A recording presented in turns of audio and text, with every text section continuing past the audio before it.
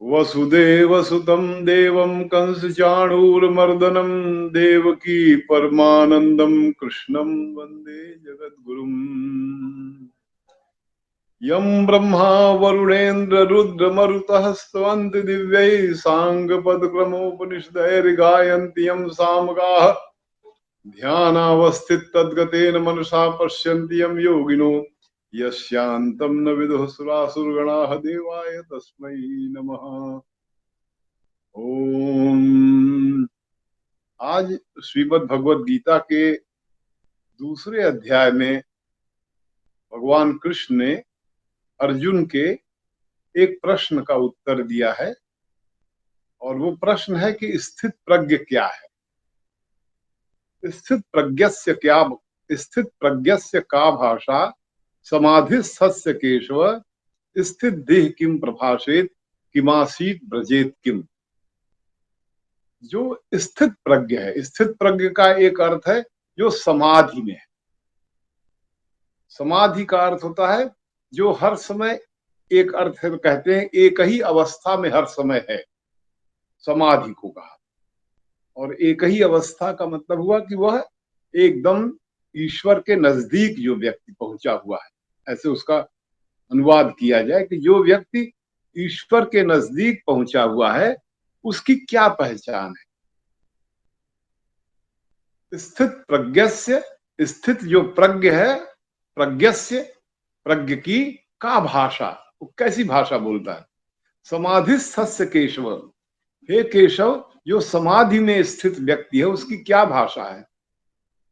स्थित धीह किम प्रभाषेत, धीह शब्द यहां बुद्धि के अर्थ में, जिसकी बुद्धि प्रज्ञा में अर्थात ईश्वर में निवास कर रही है, वह कैसे व्यवहार करता है और कैसे कार्य करता है। ये श्लोक 54वां श्लोक है दूसरे अध्याय का, और इसके उत्तर में 72 श्लोक तक चलते हैं और वहीं पर फिर यह अध्याय भी समाप्त होता है। तो कुल 19 श्लोक हैं ये, और उसमें भगवान इसका उत्तर जो देते हैं वो ये कहते हैं कि प्रजहाति यदा कामान सर्वान पार्थ मनोगतान आत्मन्येवात्मना तुष्टः स्थित प्रज्ञस्तदोच्यते।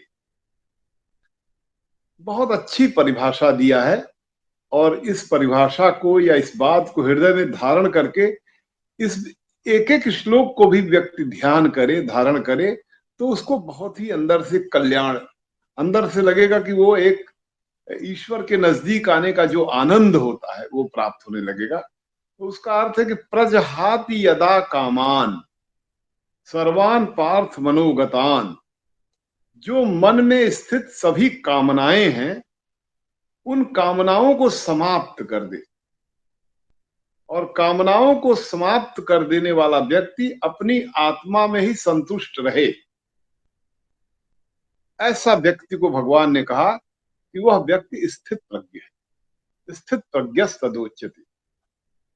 अब साधारण मनुष्यों को होगा कि सभी कामनाएं कैसे समाप्त कर देगा व्यक्ति, कुछ न कुछ तो कामना लगी रहेगी, ये हो जाए, ये हो जाए, वो हो जाए, ये हो जाए।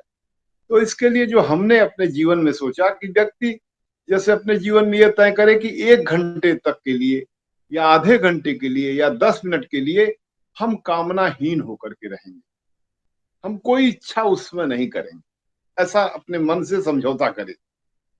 और फिर जब कामनाहीन होकर के थोड़ी देर रहेगा तो उसको एक खास किस्म का आनंद आएगा। ये मैं अपने अनुभव से बता रहा हूं, और बहुत से लोगों ने जो अनुभव किया बताया कि कामनाहीन रहने से, और जब कामनाहीन होगा उसके लिए दूसरा शब्द का प्रयोग भगवान ने कहा, आत्मन्ये आत्मना तुष्ट, अपनी आत्मा से ही अपने आप में संतुष्ट रहने वाला। माने आत्मा को कोई सहारा नहीं चाहिए संतोष होने के लिए, खुद अपनी आत्मा से ही अपने आप में संतुष्ट रहे। आत्मन्येवात्मना तुष्ट स्थित प्रज्ञस्तदोच्यते। ऐसे व्यक्ति को कहा जा सकता है, बहुत साधारण अर्थों में कहा जाए कि सबसे समझदार व्यक्ति है। स्थित प्रज्ञ माने जो समाधि में स्थित है, या प्रज्ञ माने एक विशेष प्रकार की बुद्धि से युक्त है। ऐसा व्यक्ति भगवान ने कहा कि वह अपनी आत्मा में संतुष्ट रहने वाला व्यक्ति ही स्थित प्रज्ञ है। और फिर उसके बाद भगवान ने जो दूसरी लाइन उन्होंने रखा कि बहुत ही महत्वपूर्ण बात भगवान ने कहा कि दुखेशु न उद्विग्न मनाः सुखेशु विगत स्पृह वीतराग भय क्रोध स्थित धीर मुनिरुच्यते। जो दुख में उद्विग्न न हो और जो सुख में विगत स्पृह, जब सुख का भाव आए तो कोई इच्छा ना करे, इच्छा ना तो वो कभी ना करे, लेकिन सुख के भाव में है तो बहुत सी इच्छाएं ना करे। जैसे सुख के भाव में व्यक्ति बहुत सी ये भी हो जाता, ये भी हो जाता, ही सुख जाता। भगवान ने कहा सुख के भाव में विगत स्पृह, स्पृहा माने होता है इच्छा, इच्छाओं से ऊपर उठ जाए। वीतराग भय क्रोध, वीतराग माने होता है किसी भी वस्तु में लगाव न होना। वीतराग, राग माने लगाव, वीतराग माने लगाव न होना। वीतराग भय क्रोध, और भय और क्रोध न हो उस व्यक्ति को, न तो भय हो न तो क्रोध हो। ऐसे व्यक्ति को भगवान ने स्थित धीर मुनि रुच्यते, ऐसे व्यक्ति को मुनि कहा और कहा कि ऐसा मुनि ही समाधि युक्त है या प्रज्ञा से युक्त है। फिर भगवान ने कहा, ये बहुत महत्वपूर्ण लाइन थी, इसको फिर से मैं कह रहा हूं कि जब दुख में मन उद्विग्न न हो, लेकिन दुख में मन उद्विग्न किसका नहीं होगा, सभी का मन उद्विग्न हो जाएगा। उसी का मन उद्विग्न नहीं होगा जो खुद समाधिस्थ व्यक्ति है, जो समाधि का अभ्यास करने वाला व्यक्ति है।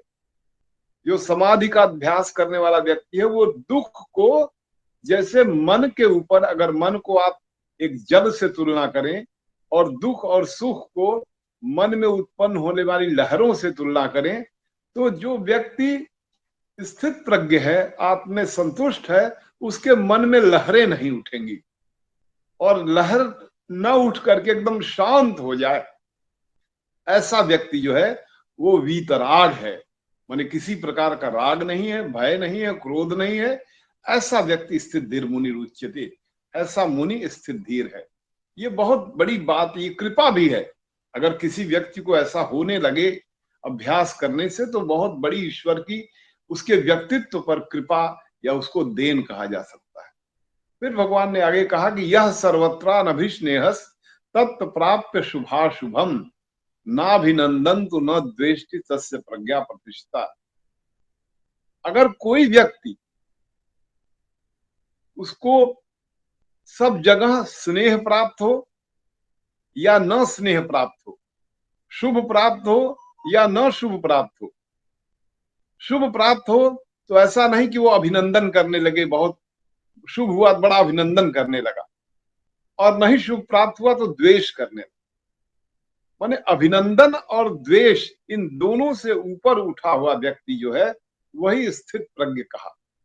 अर्थात जो स्थित प्रज्ञ होगा, ईश्वर में जिसकी बुद्धि का निवास करेगा, वह व्यक्ति किसी भी प्रकार के अभिनंदन से और किसी भी प्रकार के द्वेष से उसका मन चोटिल नहीं होगा। कोई भी अभिनंदन का कोई प्रभाव नहीं, कोई द्वेष का कोई प्रभाव नहीं होगा। ये बहुत महत्वपूर्ण श्लोक है। उसके बाद भगवान ने कहा, ये बहुत ही महत्वपूर्ण है, बहुत बड़े बड़े विद्वानों ने, जो अभी मैं श्लोक पढ़ने जा रहा हूं, उसको लोग अक्सर कहते हैं कि यदा संहरते चायम कूर्मोंगानीव सर्वशः इंद्रियाणि इंद्रियार्थेभ्यः तस्य प्रज्ञा प्रतिष्ठिता। इसमें भगवान ने एक कछुए का उदाहरण दिया है। जैसे कछुआ अपने अंगों को अपने आप में समेट ले, जो लोग भी कछुआ को देखे होंगे कि कछुआ अपने जो अंग हैं उनको अपने में समेट करके एकदम शांत हो जाता है। ऐसे करके भगवान ने कहा कि जिस तरह से कछुआ अपने को समेट ले, वैसे ही व्यक्ति अपनी इंद्रियों को, उनके जो विषय हैं उन सब से समेट ले, उन सब से समेट ले, या इंद्रियों का जो अगर व्यवहार हो अपने इंद्रियों के अर्थ में, इंद्रियाणि इंद्रियार्थेभ्यः तस्य प्रज्ञा प्रतिष्ठिता।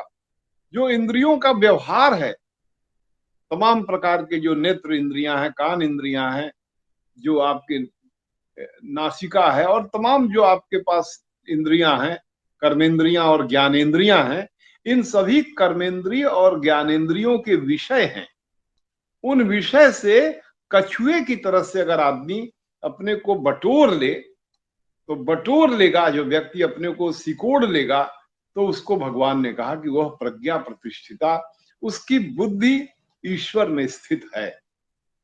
फिर भगवान ने कहा विषया विनिवर्तन्ते निराहारस्य देहिना रसवर्जम परो रसोप्यस्य परम दृष्ट्वा निवर्ते। ये बहुत महत्वपूर्ण श्लोक है, इसको बार बार विचार करने से इसका अर्थ प्रकट होता है कि विषया विनिवर्तन्ते, जो विषय है, विषय मतलब इंद्रियों के जो भोग के विषय हैं, उन विषयों से विनिवर्तन्ते, उनसे दूर हो जाए, उनमें वर्तये नहीं, वर्तन्ते माने उसमें व्यवहार करे, इंद्रियों के विषय में व्यवहार न करे, उससे निवर्तन्ते हो जाए, उससे मुक्त हो जाए। कहा भगवान ने विषया विनिवर्तन्ते निराहारस्य देहिना, जैसे कोई अपने शरीर को निराहार कर दे, तो शरीर अपने आप में एक तमाम प्रकार की जो इच्छाएं हैं उन सब से एक जिसे कहा जाए कि एकदम उदासीन हो जाए, उदासीन। विषया विनिवर्तन्ते निराहारस्य देहिना रसवर्जम रसोप्यस्य परम दृष्ट्वा निवर्तते। इसमें बड़ी महत्वपूर्ण बात कहा है कि हर व्यक्ति संसार के तमाम वस्तुओं को भोगना चाहता है, और भोगने के लिए भगवान ने कहा कि वह ऐसी अवस्था हर शरीरधारी के मन में होती है कि विभिन्न प्रकार के वस्तुओं का भोग करे, और ऐसा भोग करने वाला जो इच्छाएं हैं, वह भगवान ने यहाँ पर बड़ा एक अच्छे शब्द का प्रयोग किया है कि ये सभी इच्छाओं का जो भोग का जो एक भाव है वो समाप्त हो जाता है, परम दृष्ट्वा निवर्तते। जैसे परम शब्द का प्रयोग किया है, परम शब्द का प्रयोग यहाँ पर ईश्वर के अर्थ में है। परम को दृष्ट्वा कहा है, दृष्ट्वा माने देख कर, अब यहां समझ करके भी हो सकता है कि परम को अर्थात जो ईश्वर है, जो समाधि की अवस्था में अनुभव करने योग्य है, उस परम को देखने से व्यक्ति के अंदर स्वयमेव अपने आप विषयों के प्रति जो लगाव है वो खत्म हो जाता है। अगर कोई कहे कि भाई अगर हमें एक ब्रह्मचारी होना है, इंद्रिय निग्रह होना है, अपने को नियंत्रित रखना है, तो हमें क्या करना चाहिए? क्या जबरदस्ती अपनी इंद्रियों को रोक करके रखना चाहिए, या स्वयमेव इंद्रियां आपके अधीन हो जाएं और आप उससे परेशान न हो? इसके लिए भगवान ने जो बात इसमें कहा कि जो परम तत्व है, परम दृष्ट्वा निवर्तते, जब ध्यान की अवस्था से जब व्यक्ति परम अर्थात ईश्वर को देख लेता है, अंदर से अनुभव कर लेता है, तो अपने आप सभी प्रकार के इंद्रियों का आवेग समाप्त हो जाता है। ऐसे इसका अर्थ कोई चाहे तो व्याख्या करके कह सकता है। विषया विनिवर्तन्ते निराहारस्य देहिना रसवर्जम रसोप्यस्य परम दृष्ट्वा निवर्तते। ऐसे करके भगवान ने कहा कि उस परम को देख करके अपने आप व्यक्ति के मन में इंद्रियों का जो खिंचाव है विषयों के प्रति, जिससे व्यक्ति हर समय परेशान रहता है, चाहे उसकी उम्र कुछ भी हो, तो वह उससे मुक्त हो जाता है। ऐसा करके भगवान ने कहा। फिर भगवान इतना कहने के बाद भी क्या कह रहे हैं कि यततो यपि कौन्तेय पुरुषस्य विपश्चितः इंद्रियाणि प्रमाथीनि हरन्ति प्रसभम मनः। इतना सब होने के बावजूद भी जो इंद्रियां हैं वो बड़ी बलवान है, बड़ी ताकतवर है, और वह मन को प्रसभम, प्रसभम मन होता है जबरदस्ती से जोर दे करके मन को खींच, प्रमाथीनि माने खींच, ताकत से खींच लेती है। बुद्धिमान जो मनुष्य हैं, जो ईश्वर में जुड़े हुए हैं, उन लोगों के साथ भी ऐसी बात कहा भगवान ने कि इतनी ताकतवर होती है इंद्रियाणी, ये सब इंद्रियां, कि व्यक्ति के मन को बहुत जोर जबरदस्ती करके वो खींच लेती है अपने विषय की तरफ। यततो यपि कौन्तेय पुरुषस्य विपश्चितः इंद्रियाणि प्रमाथीनि हरन्ति प्रसभम मनः। ये बहुत महत्वपूर्ण लाइन है कि किस तरह से व्यक्ति परम दृष्टवा करके व्यक्ति इंद्रियों के वेग को सह लिया, न्यूट्रल हो गया, उदासीन हुआ, फिर भी कह रहे हैं भगवान कि ऐसा होने पर भी हे कौन्ते, हे कुंती पुत्र, जो पुरुष है वह इंद्रियों के द्वारा बहुत ही जबरदस्ती जो है उसका मन हरण कर लिया जाता है। ये सत्य बता रहे हैं। और फिर उसके बाद कह रहे हैं कि तानि सर्वाणि संयम्य युक्त आसीत मत्परः। भगवान कह रहे हैं कि ऐसा होने पर भी उन सब से अपने आप को संयम करके जो व्यक्ति मेरे में निवास करता है, मेरे में ही हो जाता है, मत्परः तानि सर्वाणि संयम में युक्त आसीत मत्परः, इन सब से संयम करके जो मेरे में निवास करे या मेरे अधीन होने का प्रयास करे, उसको भगवान ने कहा कि तानि सर्वाणि संयम्य युक्त आसीत मत्परः वशे ही यस्येन्द्रियाणि तस्य प्रज्ञा प्रतिष्ठिता। बड़ा डिक्लेयर कर दिया भगवान ने कि जिसकी इंद्रियां वश में हैं वही स्थित प्रज्ञ है। जिसकी इंद्रियां वश में नहीं है वो स्थित प्रज्ञ नहीं है।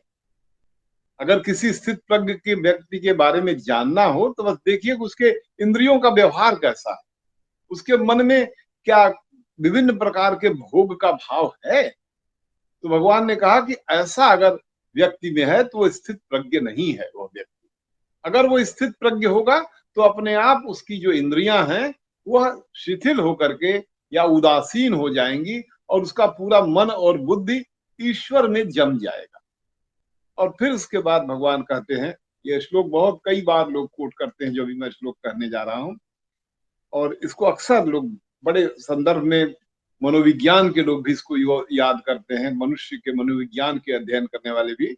तो भगवान ने कहा कि ध्यायतो विषयान पुंसः संगस्तेषु उपजायते संगात संजायते कामः कामात क्रोधो भी जायते। भगवान ने कहा कि अगर आदमी अपने मन में जो इंद्रियों के विषय हैं उनको सोचता है, ध्यायतो विषयान पुंसः संगस्तेषु उपजायते, इंद्रियों के विषय को मन से सोचने वाले व्यक्ति का उन इंद्रियों के विषय से संग माने लगाव पैदा हो जाता है। एक बड़ी सिंपल स्टेटमेंट भगवान दे रहे हैं कि ध्यायतो विषयान पुंसः संगस्तेषु उपजायते, विषयों से व्यक्ति का संग पैदा हो जाता है। और संगात संजायते कामः, जो संग पैदा होता है, लगाव पैदा होता है, उससे काम उत्पन्न होता है। काम माने इच्छाएं उत्पन्न होती है। और काम की जब पूर्ति नहीं होती, ऐसी व्याख्याकार करते हैं, आपके मन में काम उत्पन्न हुआ और काम की पूर्ति नहीं हुई तो भगवान ने कहा उसमें कामात क्रोधो भी जायते, काम के बाद ही क्रोध उत्पन्न होता है। किसे क्रोध उत्पन्न होता है? जिसकी इच्छाएं पूरी नहीं होती उसे क्रोध उत्पन्न होता है।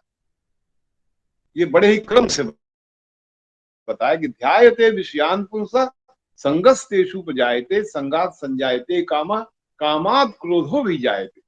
जब कोई व्यक्ति विषय का ध्यान करता है तो उस विषय से उसका लगाव होता है, उस लगाव के फलस्वरूप उसके अंदर इच्छाएं, काम पैदा होता है, और इच्छाओं की जब पूर्ति नहीं हो पाती है तो उसे क्रोध उत्पन्न होता है। और फिर भगवान ने कहा क्रोधात भवति सम्मोहः, क्रोध उत्पन्न होने से व्यक्ति के लिए सम्मोह शब्द का प्रयोग किया भगवान ने। सम्मोह कहते हैं एक प्रकार का अज्ञान, एक मोह होना, माने जो चीज नहीं है उसके प्रति लगाव पैदा हो जाना ही मोह होता है, जो नहीं है उसके प्रति लगाव। तो भगवान ने कहा क्रोध उत्पन्न होते ही एक खास किस्म का सम्मोह पैदा होता है। और सम्मोह से भगवान ने इसके बाद कहा सम्मोहात मति विभ्रमः, सम्मोह जिसके मन में पैदा होता है उसकी मति में विभ्रम पैदा होता है, उसकी बुद्धि जो है भ्रमित हो जाती है। इस क्रम में बताया भगवान की सम्मोहात स्मृति विभ्रमः और स्मृति भ्रंशाद बुद्धि नाशो। भगवान ने कहा कि जिसकी स्मृति में विभ्रम पैदा हो जाता है उसकी बुद्धि नष्ट हो जाती है। बुद्धि नष्ट होना का मतलब होता है, बुद्धि कहते हैं वो फैकल्टी, वो संकाय जो बताता है कि क्या उचित है क्या अनुचित है, क्या उचित, डिस्क्रिमिनेशन का पावर करता है। तो भगवान ने कहा कि स्मृति के नष्ट होने से व्यक्ति की बुद्धि नष्ट हो जाती है, और बुद्धि के नष्ट होने से भगवान कहा कि बुद्धि नाशात प्रणश्यति, बुद्धि के नष्ट होने से, ऐसे करके भगवान ने कहा कि वो जो भी जिस अवस्था में पहुंचा रहता है वह प्रणश्यति शब्द का प्रयोग किया है, वो उसका नाश हो जाता है व्यक्ति का। अब इस व्यक्ति का नाश होने के संदर्भ में होता है, हो सकता है यह कोई प्रक्रिया हो जिस प्रक्रिया में व्यक्ति का ये सब कुछ नाश हो जाए, फिर वो ब्रह्म भाव की तरफ पहुंचे। इसको ऐसे व्याख्या करके देखा जा सकता है कि जैसे कोई किसी लक्ष्य को लेकर एकदम पागलपन की हद तक जाकर के उसके पीछे पैशन में पड़ा हो और वो पैशन में न प्राप्त हो, तो एकदम जैसे कि कोई व्यक्ति एकदम बुद्धि से विभ्रम हो जाए और मति उसकी खराब हो जाए, तो वो व्यक्ति नष्ट हो जाए, अर्थात जिस लक्ष्य से वो काम कर रहा था वो सब कुछ समाप्त हो जाए। और समाप्त होने पर ही भगवान ने कहा कि उसका वो जो लक्ष्य के अनुसार जो पूरा उसका व्यक्तित्व है वो व्यक्तित्व नष्ट हो जाए, ऐसे करके भगवान ने कहा है। इसकी ये व्याख्या हम इस तरह से कर रहे हैं, जिसको फिर से श्लोक को दोहरा रहे हैं कि क्रोधात भवति सम्मोह, सम्मोहात स्मृति विभ्रम, स्मृति भ्रंशात बुद्धिनाशो, बुद्धिनाशात प्रणश्यति। और उसके बाद भगवान ने कहा कि बुद्धि के नाश होने से व्यक्ति का नाश हो जाता है। व्यक्ति माने वह व्यक्तित्व जो किसी लक्ष्य से, सांसारिक लक्ष्य से लगा हुआ है, वो पूरा व्यक्तित्व ही उस लक्ष्य के साथ समाप्त हो जाता है। अगर वह क्रोध के साथ, मत विभ्रम के साथ अपने लक्ष्य से जुड़ता है तो सब कुछ नष्ट हो जाता है, उसका जो एक लौकिक कार्य है वो सब में नष्ट हो जाता है। फिर उसके बाद भगवान बड़ी महत्वपूर्ण बातें कहे हैं, जो तमाम जो ऋषि मुनि पहुंचे हुए सन्यासी वो लोग इसको जप करते हैं। भगवान ने कहा कि रागत द्वेष युक्त विषयान इंद्रिय शरण आत्मवश्यर विधेयात्मा प्रसादम अधिगच्छति। ये बहुत महत्वपूर्ण श्लोक है जिस पर लगातार विचार करने की जरूरत है। मैं तो बहुत दिनों से इस पर विचार कर रहा हूँ। एक आध कभी किसी संत से, किसी ब्रह्मचारी से बात हुई तो उन लोगों ने भी इसका बड़ा चर्चा किया। ये श्लोक कह रहा कि रागत द्वेष युक्त, राग और द्वेष, लगाव और द्वेष माने उससे दूर होना, इन दोनों से मुक्त होकर, राग द्वेष से मुक्त होकर के इंद्रियों के द्वारा जो विषय का भोग करते हैं, रागत द्वेष युक्त विषयान इंद्रिय चरण, जिनके जो इंद्रियां हैं विषय का भोग करते हैं राग और द्वेष से अलग होकर के, जिनमें न राग है न द्वेष है, ऐसे अलग होकर के करते हैं और अपनी आत्मा को वश में रखते हैं। आत्मवश्यर विधेयात्मा, जो अपनी आत्मा को वश में करके, जब आत्मा को वश में रखेंगे तभी आप राग द्वेष से वियुक्त होंगे। वियुक्त माने राग द्वेष में न फंसने वाला व्यक्ति। जो राग द्वेष से वियुक्त होकर के विषयों में इंद्रियां जब संचरण कर रही हैं, तो राग द्वेष से मुक्त होकर के संचरण करने पर भगवान ने एक बड़े विशेष शब्द का प्रयोग किया है, प्रसादम अधिगच्छति। ऐसे व्यक्ति को प्रसाद प्राप्त होता है। प्रसाद, प्रसाद का जो भी अर्थ है, प्रसाद का अर्थ जब भी पूजा पाठ होता है, जो चढ़ाया जाता है भगवान को, तो प्रसाद होता है, भाई प्रसाद ग्रहण करिए। भगवान ने यहाँ पर प्रसाद शब्द का प्रयोग किया है कि एक विशेष प्रकार की स्थिति उत्पन्न होती है, जिसको भगवान ने कहा कि वही प्रसाद है जब राग और द्वेष से दूर होकर के व्यक्ति विषयों का भोग करता है, इंद्रियों से राग द्वेष से मुक्त होकर के, तो उसे प्रसाद प्राप्त होता है। और यह जो प्रसाद है, इस पर भगवान ने बड़ी अच्छी बात कही, जो बहुत ध्यान देने योग्य बात है कि प्रसादे सर्व दुखानाम हानिरस्योपजायते। ये जो प्रसाद उत्पन्न होता है, यही प्रसाद सभी प्रकार के दुखों को नष्ट कर देता है। प्रसादे सर्व दुखानाम हानिरस्योपजायते, सभी प्रकार के दुखों को यह प्रसाद, प्रसाद का जो शाब्दिक अर्थ है वो विशिष्ट प्रकार का सत्य, ऐसे मैंने इसकी व्याख्या ऐसे की, क्योंकि प्रसाद शब्द में सत्य शब्द की व्याख्या करने से प्रसाद एक विशिष्ट प्रकार का जो सत्य है उसका जो ज्ञान प्राप्त होता है। विशिष्ट सत्य माने ब्रह्म का, वो ब्रह्म का ज्ञान व्यक्ति को, जो प्रसाद है ब्रह्म का ज्ञान प्राप्त होता है, वही ब्रह्म का ज्ञान सभी प्रकार के दुखों को नष्ट कर देता है। प्रसादे सर्व दुखानाम हानिरस्योपजायते प्रसन्न चेतसो ह्याशु बुद्धि परिवर्तिष्ठति। भगवान ने कहा कि इस प्रसाद से सभी प्रकार के दुख नष्ट हो जाते हैं और व्यक्ति की चेतना प्रसन्न हो जाती है। ये प्रसन्न शब्द का प्रयोग किया है। प्रसन्न चेतसो ह्याशु बुद्धि पर्यवतिष्ठति।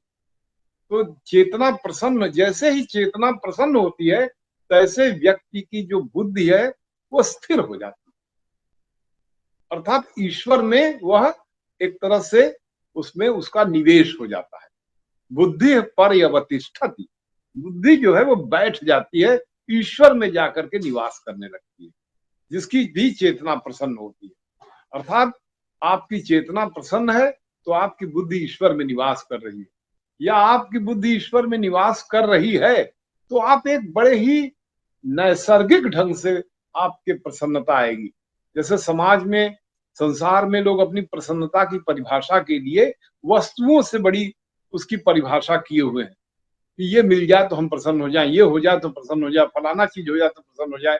भगवान इसमें कह रहे हैं कि ये जो संसार के प्राप्त हो जाने से प्रसन्न होने से अलग एक नैसर्गिक प्रसन्नता है। नैसर्गिक माने जो स्वतः स्फूर्त है, जैसे कोई जमीन से फव्वारा निकल रहा हो, इस तरह से कोई प्रसन्नता हो, वो प्रसन्नता प्राप्त होती है उस व्यक्ति को जिसकी बुद्धि ईश्वर में स्थित हो जाती है।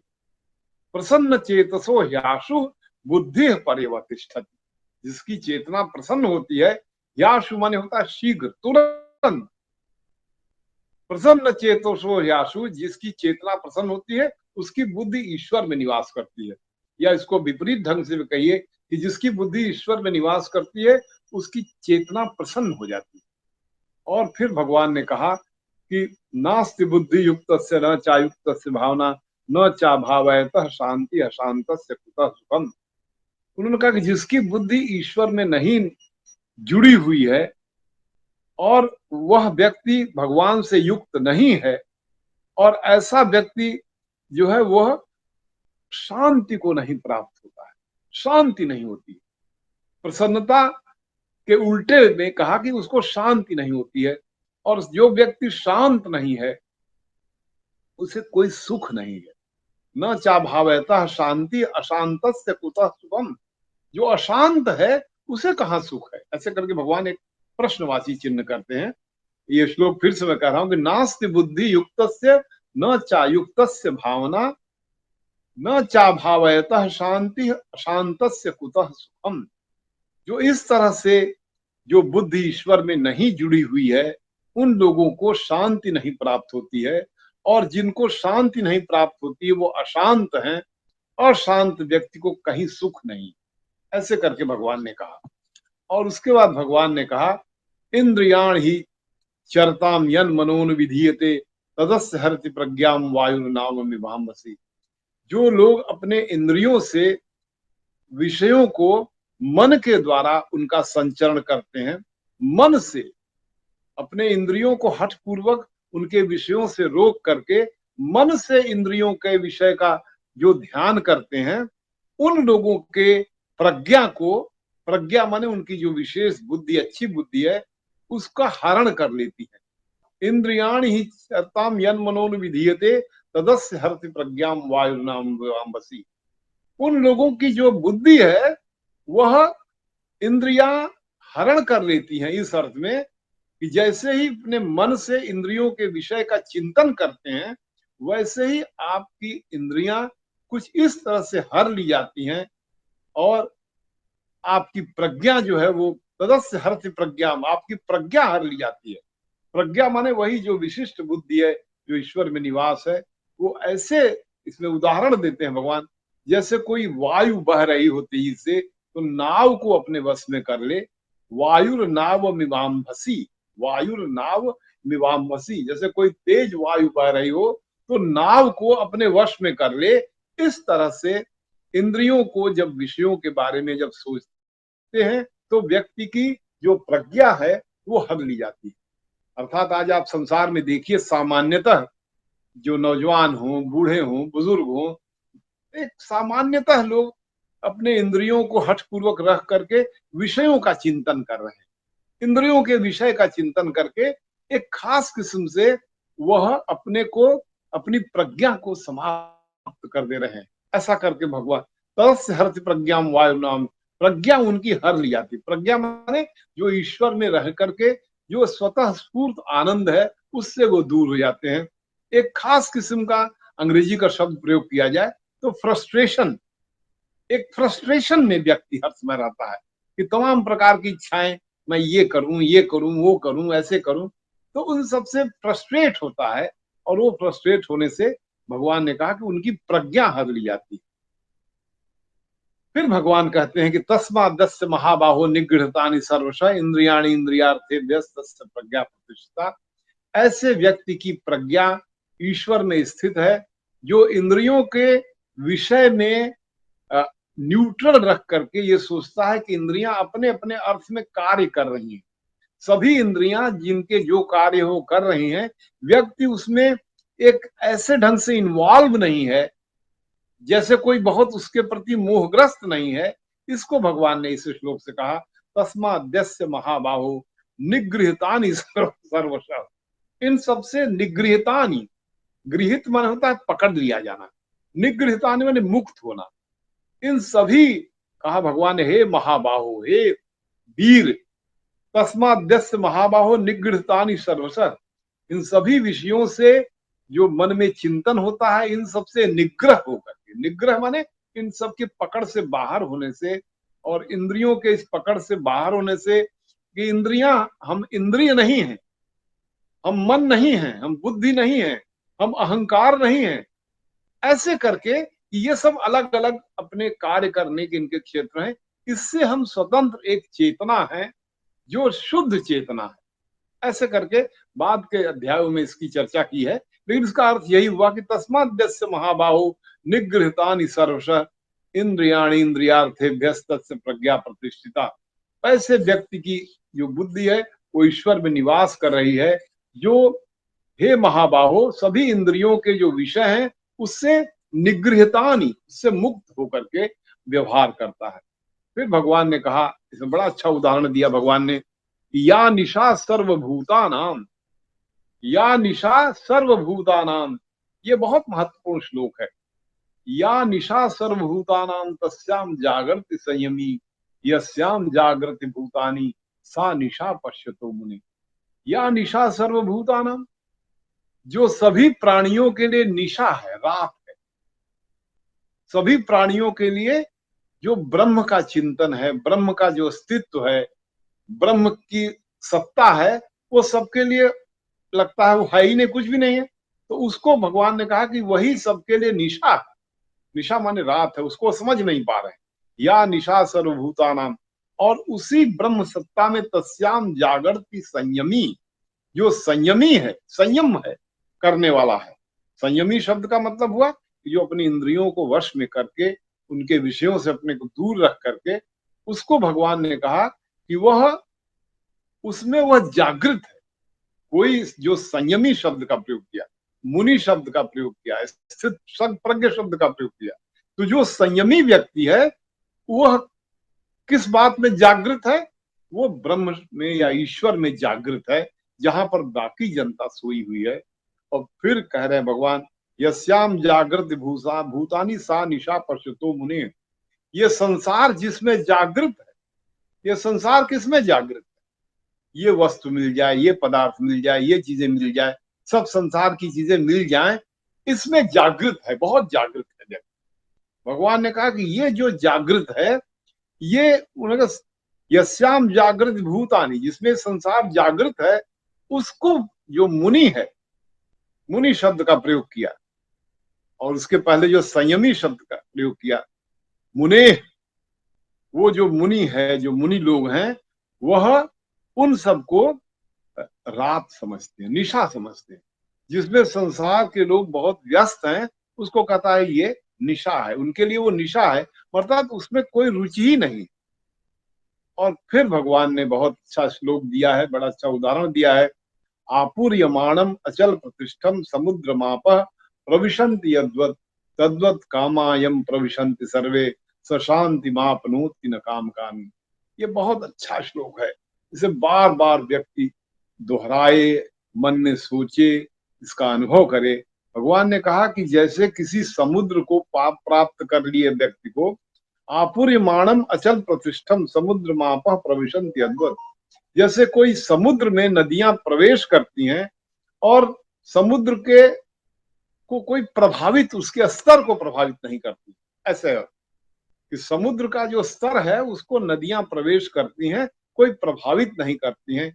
इसी तरह से संसार की कामनाएं जो है, अगर किसी व्यक्ति में प्रवेश करके उसे प्रभावित न करे, तद्वत् कामायम प्रविशन्ति सर्वे, ऐसे व्यक्ति के मन में कामनाएं प्रवेश करें और उसे प्रभावित ना करें, तो उन्होंने, भगवान ने कहा कि ऐसा व्यक्ति शांति को प्राप्त होता है।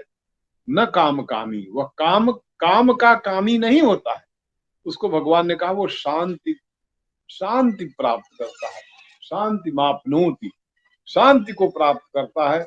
और वह व्यक्ति जो है वो काम कामी नहीं है, वो कामी नहीं है, काम को नहीं प्राप्त करता है या कामी नहीं है। वह व्यक्ति जिसको भगवान ने कहा कि तद्वत् कामा यम प्रविशन्ति सर्वे, जिसके अंदर सभी कामनाएं ऐसे प्रवेश कर जाती हैं कि उसको किसी प्रकार का कोई असर नहीं पड़ता है, वह व्यक्ति शांति को प्राप्त करने वाला होता है, वो काम कामी नहीं है। और अंतिमवा परंतु लास्ट बट वन श्लोक है, बहुत ही महत्वपूर्ण श्लोक है ये, बहुत ही महत्वपूर्ण है। विहाय कामान्यः सर्वान् पुमांश्च निःस्पृहः निर्ममो निरहंकारः स शांतिम अधिगच्छति। विहाय कामान्य, सभी कामनाओं को छोड़ करके, निष्प्रिय होकर के, इच्छाहीन होकर के, मेरा कुछ भी नहीं है, निर्ममो, निरहंकार, अहंकार से शून्य होकर के, मेरा कुछ भी नहीं, उसको निर्ममो शब्द का प्रयोग किया है। ऐसे व्यक्ति को भगवान ने कहा शांतिम अधिगच्छति, ऐसे व्यक्ति को शांति प्राप्त होती है। और उसी शांति के लिए भगवान ने जो शब्द का प्रयोग किया है वो बड़ा महत्वपूर्ण शब्द है। कहा यही जो शांति है यही ब्राह्मी, कहा ऐसा ब्राह्मी स्थिति पार्थ नयनाम प्राप्त विमुह्यति स्थित्वा श्यामंत काले भी ब्रह्म निर्वाण मृच्छति। इस तरह की स्थिति को प्राप्त करने वाला व्यक्ति ब्राह्मी स्थिति को प्राप्त होता है, और ब्राह्मी स्थिति को प्राप्त हुआ व्यक्ति मोहित नहीं होता है, और इसी में स्थिर रहने वाला व्यक्ति जो है वो ब्रह्म को प्राप्त होता है और निर्वाण को प्राप्त होता है। ब्रह्म निर्वाण मृच्छति, ब्रह्म और निर्वाण, निर्वाण माने किसी भी प्रकार के बंधन से मुक्त हो जाना, वो निर्वाण है, वो निर्वाण को प्राप्त करता है। ये उनका अंतिमवा श्लोक है, 72वां। और इसके बाद फिर ओम दत्त दीदी श्रीमद् भगवद गीता सूक्ष्म ब्रह्म विद्यायाम योग शास्त्रे श्री कृष्ण अर्जुन संवादे सांख्य योगो नाम द्वितीय अध्याय। ये सांख्य योग का जो दूसरा अध्याय है उसमें स्थित प्रज्ञ के बारे में कहा गया। तो ये बहुत ही विचारणीय है, बार बार विचार करना है। और इसका जो पूरे अध्याय का जो एसेंस है वो यही है कि कामनाओं को छोड़ करके व्यक्ति, सभी कामनाओं को छोड़ करके थोड़ी देर के लिए भी छोड़े और फिर ब्रह्म का अनुभव करे, तो वह व्यक्ति शांति को प्राप्त होता है। और उसी का ध्यान लगातार करे तो शरीर छोड़ते समय, अंतकाल को शरीर छोड़ने कहते हैं, शरीर छोड़ने के समय वो ब्रह्म और निर्वाण दोनों को कहा, उसको प्राप्त करता है। तो बहुत बहुत विश्वनाथ जी की बहुत